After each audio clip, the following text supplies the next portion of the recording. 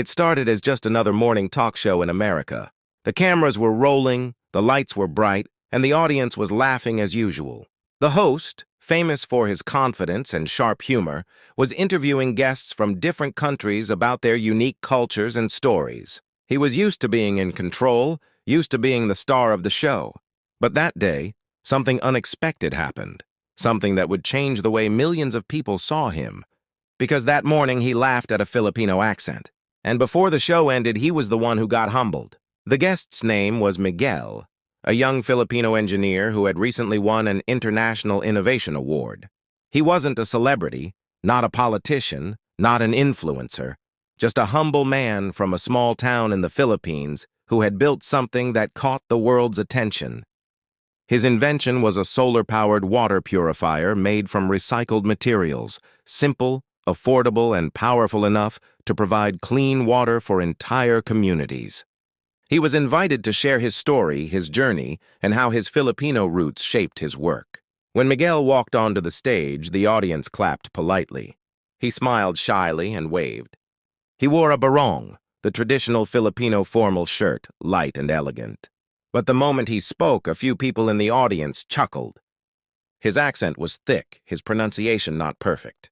And then the host, a man known for being charming but sometimes insensitive, smirked and said, "Wow, I hope the subtitles are working today."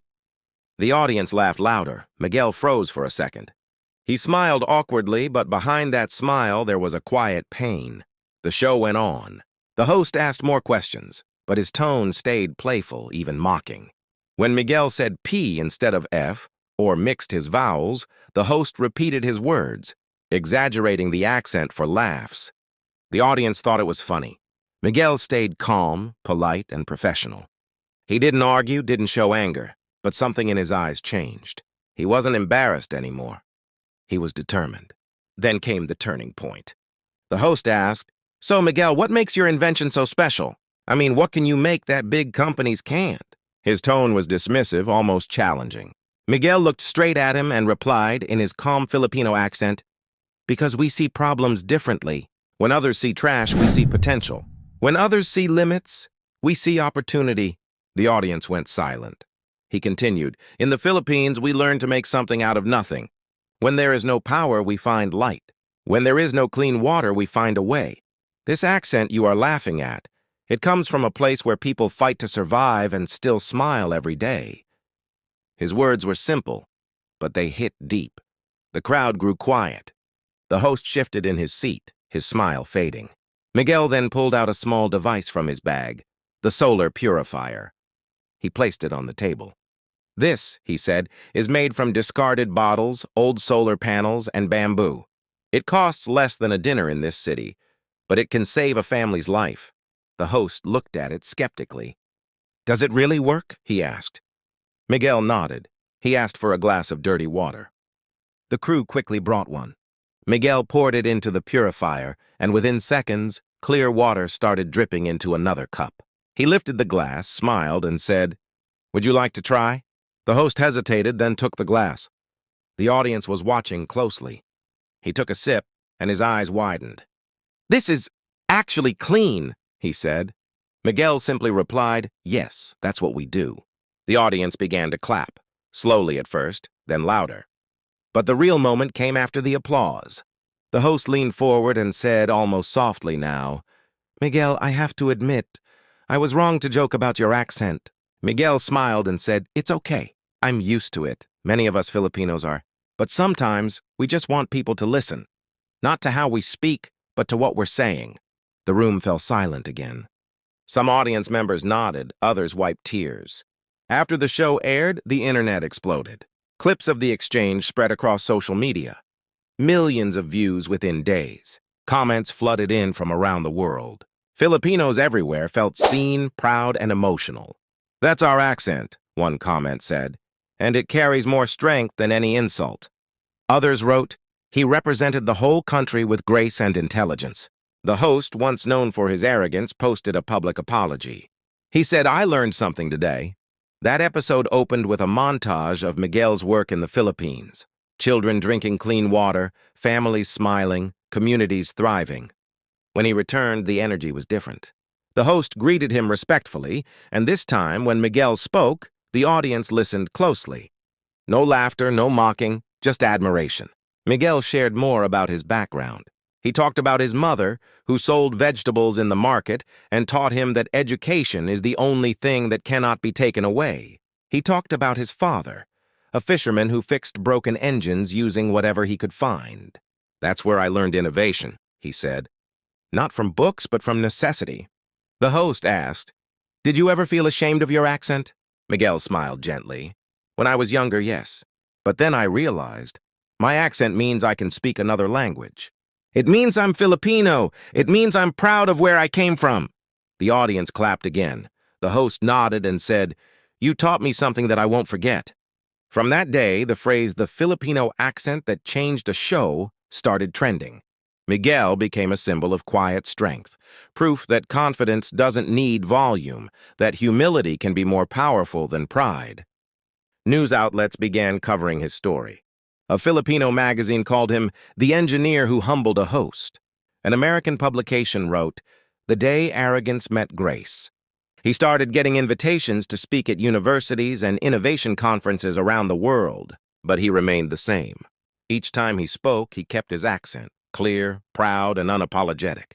In one of his speeches, he said, "We often try to sound like others to be accepted. But what truly matters is not how we sound. It's what we say, what we do, and who we help." Those words were quoted everywhere.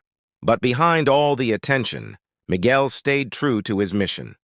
He went back home to the Philippines, to the same small village where he grew up. He used the funds he received to build water systems for rural schools. When reporters came to interview him, he laughed and said, "Funny, huh? The accent that people once mocked. It's helping thousands drink clean water today." The host also changed. In later shows, he started featuring more guests from different backgrounds, not just native English speakers, but people from Africa, Asia, and Latin America. He introduced them respectfully, letting them speak without interruption. In one episode, he even shared a reflection.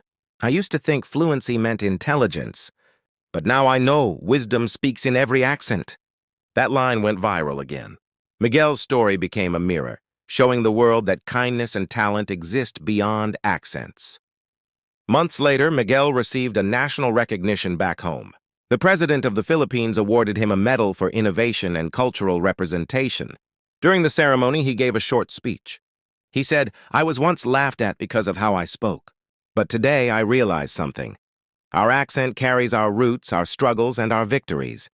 Because every time we speak, we carry our homeland with us." The crowd cheered, many waving small Philippine flags. His parents, seated in the front row, were in tears. His mother whispered, "That's my son." His father smiled proudly. "And that's the sound of home." Meanwhile, the host, watching from abroad, sent a message that was later shared publicly. "To Miguel, thank you for teaching me humility. You changed me, and you reminded the world that respect is the most universal language of all." What started as a moment of mockery became a story of transformation, not just for one man, but for everyone who has ever been judged by their voice. It was a reminder that language is not just about pronunciation, it's about connection. Accent is not weakness, it's identity. In offices, Filipinos started speaking up more confidently in meetings, unafraid of how they sounded. Hashtags like "Bow Proudly Filipino Accent" and "Respect All Languages" began trending worldwide. Even beyond the Philippines, people from India, Nigeria, Mexico, and other countries resonated with the story. They saw themselves in Miguel, people who had been laughed at for their accents, yet carried brilliance and heart. They too started saying, "This is how we speak, and this is who we are." One evening, months after the viral moment, Miguel sat by the sea back home. The sun was setting and the waves were calm. A group of kids ran to him, laughing, holding bottles of clean water from one of his purifiers. He smiled and said, "Yes, but remember, you don't have to go far to make a difference. Sometimes the greatest impact starts right here." The wind blew softly.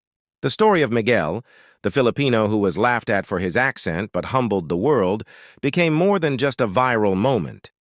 It became a legacy, a lesson to every dreamer who speaks differently, looks different, or comes from humble beginnings. It taught millions that dignity does not need perfect grammar. Confidence does not need a foreign tone.